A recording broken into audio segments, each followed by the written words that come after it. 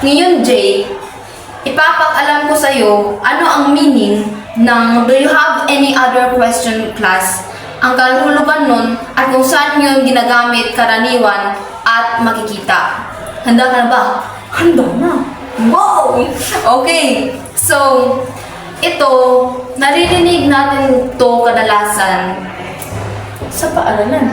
o sa paaralan tayo karaniwan sa paaralan. Lalo na kung nagle-lesson yung teacher tapos natatapos na siya. Then, magsasabi siya ang teacher kung do you have any other question class para malaman niya kung meron bang hindi naiintindihan ng kanyang mga estudyante.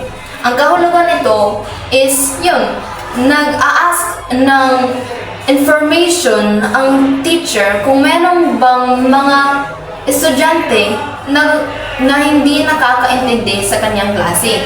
So, kung mag-a-ask ang teacher sa'yo ng ganitong question, anong sasabihin mo? Hindi ko naiintindihan. Kung hindi mo naintindihan, edi anong gagawin mo? Magtanong sa teacher.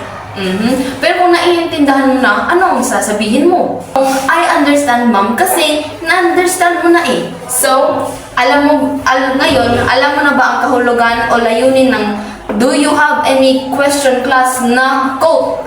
Yes.